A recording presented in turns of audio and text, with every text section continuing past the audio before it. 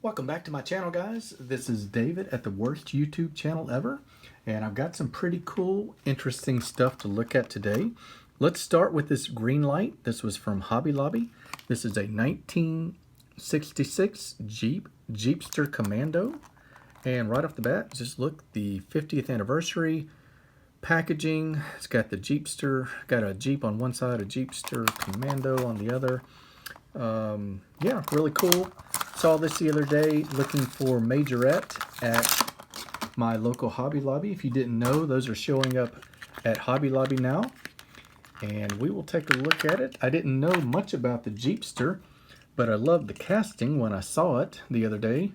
And let's see, let's get this off. I'm taking it that means, well, yep, there we go. The top comes off, guys. This is a convertible, and we'll take a look at it as it without the top on it for now. Full size spare wheel on the back, really cool, with a actual rim. Looks like an actual, just a regular tire from the green light set. Jerry can on the back, nice black interior. Here's your shot of the interior. Coming around, nice gold, metal body, metal detailed everywhere on it. You can see this front here. It's got a really nice winch on it with some fog lights, indicator lights dotted in orange. Really cool. So this is a Jeepster Commando. They made those. Jeepster, a lot of companies have made Jeep vehicles as we think of in the past. Check out this canvas top on the, really well done. So this was made by Jeep to compete with the Land Cruiser and the Ford Bronco. These were from 66 to 73. AMC bought the Jeep line from Kaiser, who originally made these. Kaiser Jeep. Eventually this was replaced by the Cherokee. And if you go all the way back, Willys, which is the company that we've seen a lot of castings from lately, especially with Matchbox, they made the original Jeeps. So this is a 66 Jeepster Commando, and that's a great start. I like that casting. I like it a lot. You can see the obvious Jeep grill on it. Let's try a new brand, shall we? This was procured in a trade with Matchbox Man, Hot Wheels, or HW24. iScale is the company. This is a G-Wagon, of course, aka G-Class. That stands for, well, you're gonna really get on me for my pronunciation. I've got Geländewagen, which means terrain vehicle in German. It's also from a company that's also makes a, Puck or Puke actually makes a G series vehicle as well. So I don't know, I guess this is going to be Mercedes-Benz. You can see right there on the plate, licensed by Daimler. So let's take a look at an iScale, see what they're all about. Looks good, great paint work, chrome rocker, chrome on the spare tire cover.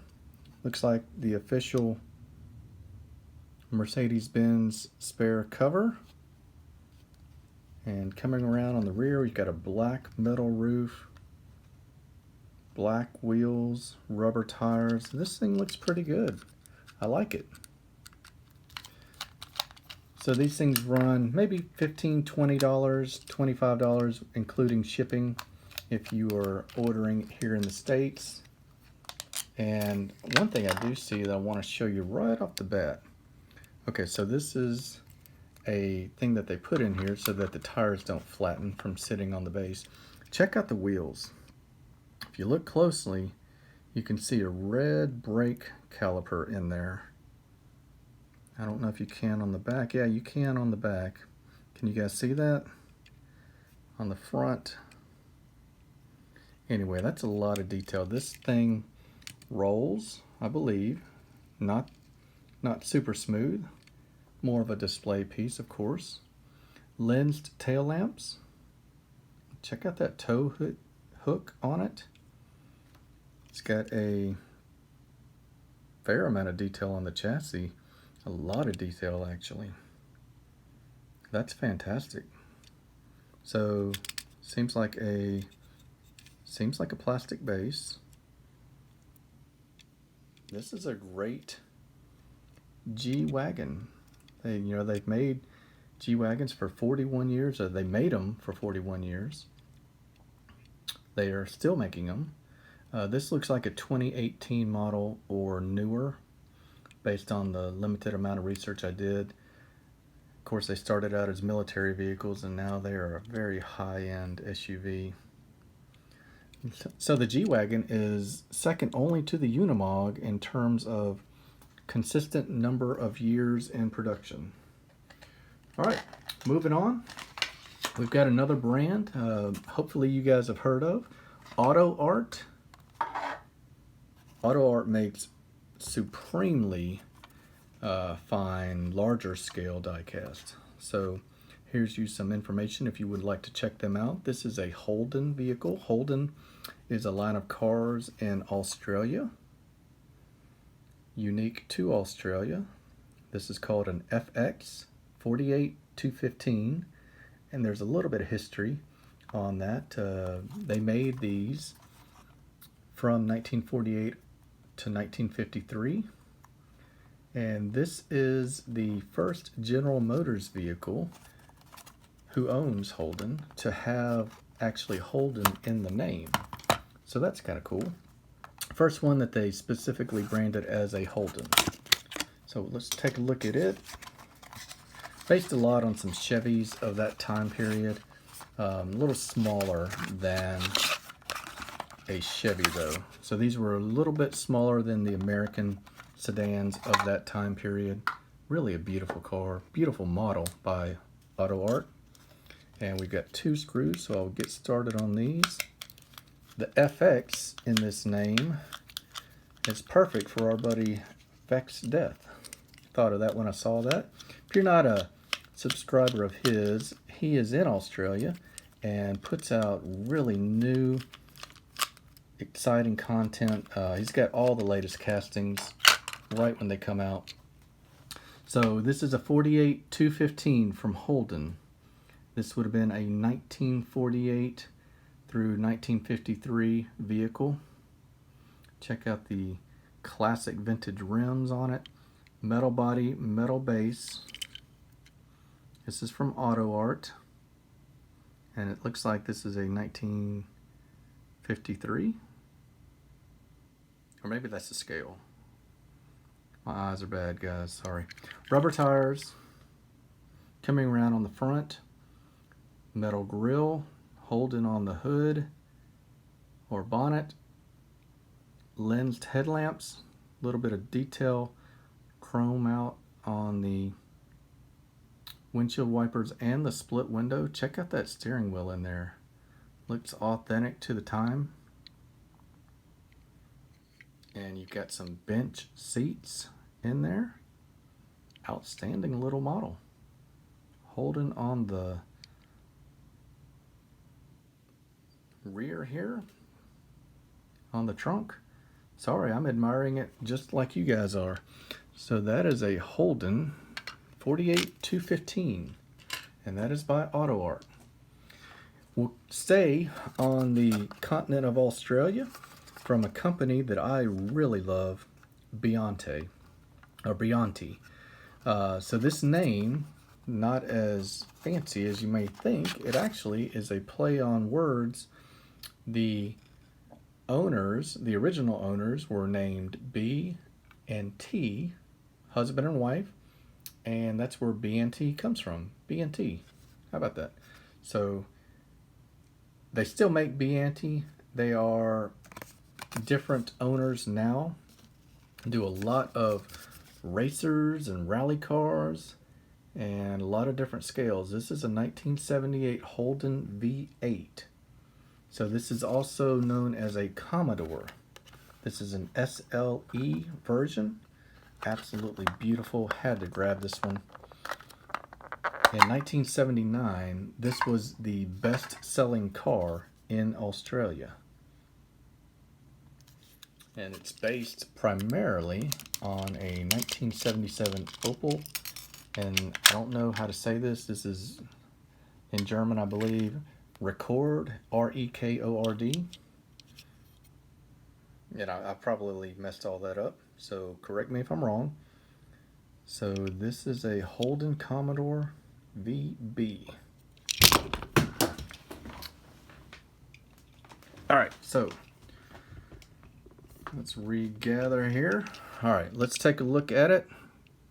Holden on the left fender, passenger side, plenty of window trim all around the vehicle, chrome all over the place, chrome door moldings coming around on the front, grille, lensed headlamps, indicator lights as well, nameplate, registration plate, right hand drive vehicle, absolutely incredible interior. Can you guys see that? They've got the, looks like the seat belt pieces in black and the rest of it in a beautiful tan or sand interior. Coming around on the rear, take a look at the defroster lines on the rear glass. Authentic wheels. Loads of detail on the base, just like the AutoArt. Absolutely jammed full of detail in there. It's a plastic base, but it's just amazing. I'm going to try not to touch it too much. Coming around on the rear, tail lamps are of course lensed, even tiny exhaust pipes on that. So that is a beautiful Biante. Okay, few more to go. We're going to run out of room here. Car, another company that I love. Most of these that you're looking at are actual 164, which is something appreciated by me more and more as I get some of these different European and Chinese, Hong Kong brands. A lot of them are actual 164, and it makes the rest of your collection fall into place and match each other. So this is a Volkswagen Santana. This is a vehicle that Volkswagen started making in 1981.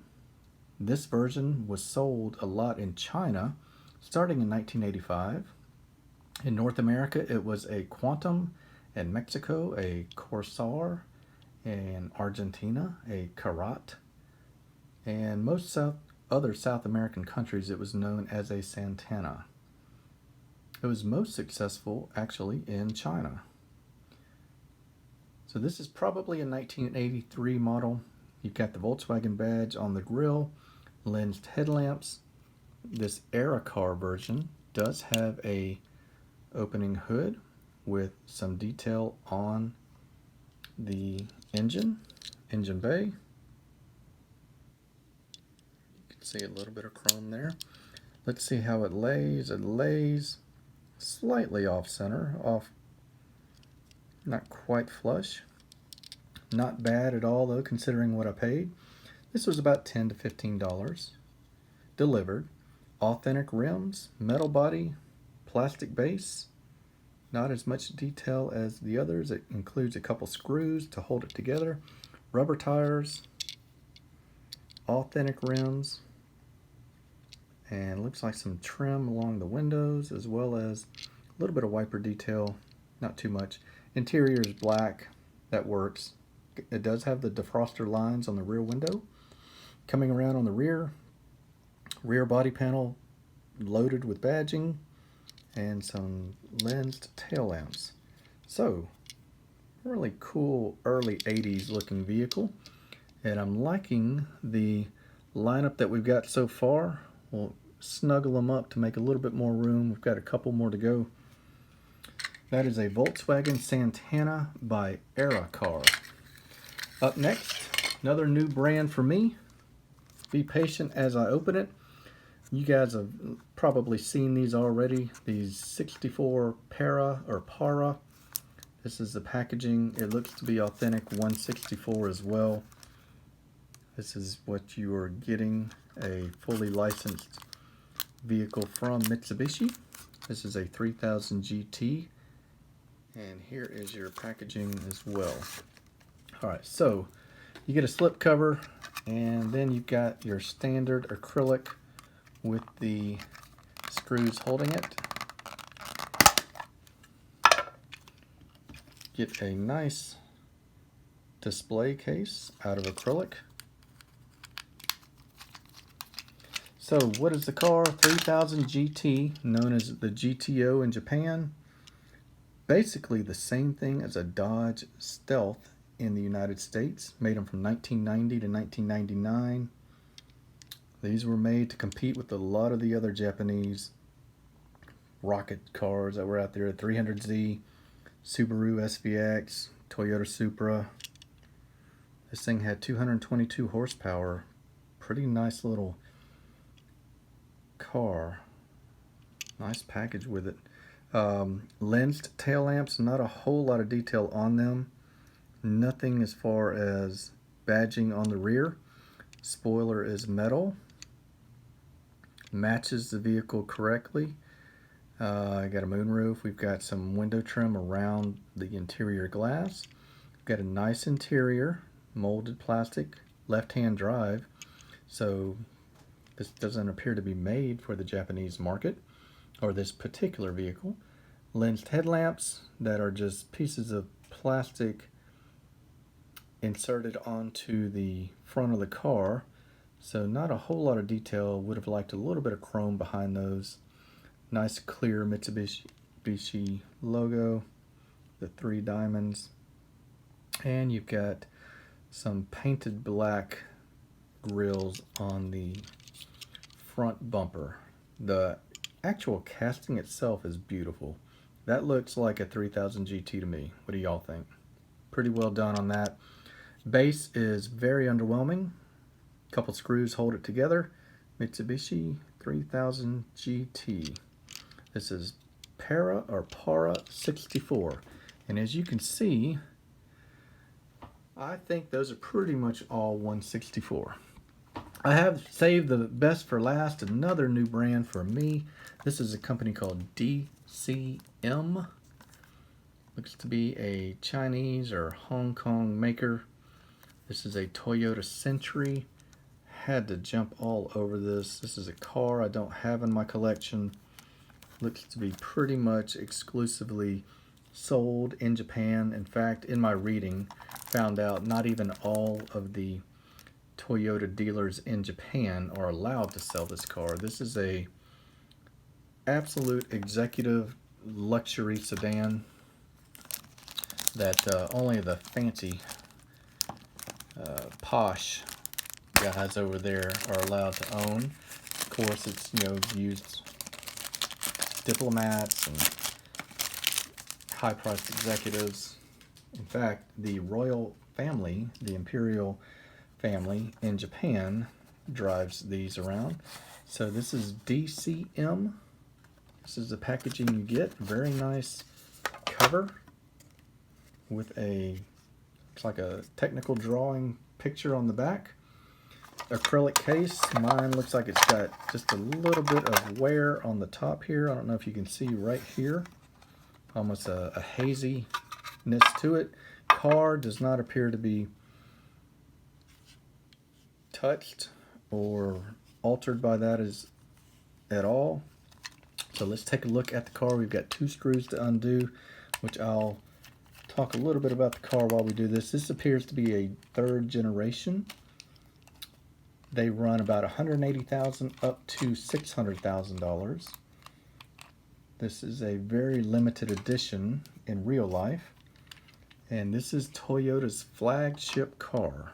So this is a Toyota Century. The name comes from a celebration of the 100th anniversary of the birth of the Toyota name, the founder. His 100th birthday. There you get a Century moniker. Beautiful grille on the front. Century logo on the grille. Chrome grille. A badge on the hood.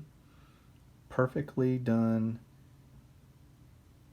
lensed headlamps, a registration plate, even chrome on the bottom and on the rocker here as we come around, chrome all up and down the windows, door handles, a badge on the rear C-pillar or sail plane, perfect rims, absolutely beautiful rims with a badge in the middle, a metal body, a plastic base, and this thing is held together by screws.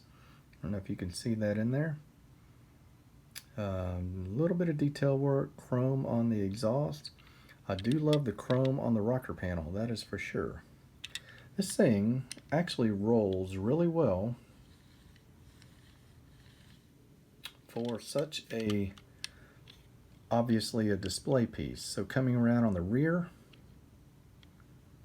Century on the deck lid, a brake light on the top, chrome around the window as around all the windows, another registration plate with Century on it, a badge on the tail lamp.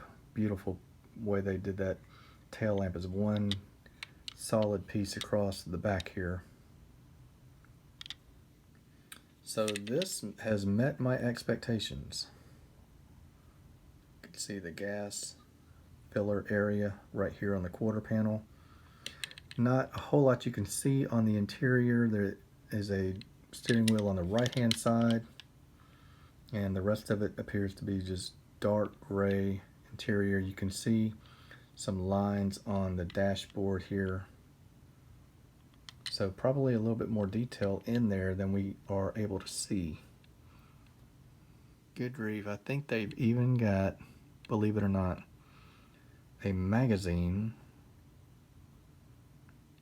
Can you see that? In the rear seat, like somebody sitting there reading a magazine while they're being taken to the airport. So that is a DCM Toyota Century. I really enjoy bringing these, 7 cars to you. Some stuff that maybe you'd be encouraged to get on eBay and see if you can pick up for yourself. If not, I'm just glad that you dropped by and took a look at them with me today. I've enjoyed showing them. Hope you guys are having a great weekend. I will talk to you on the next video. This is David with the worst YouTube channel ever. Talk to you later.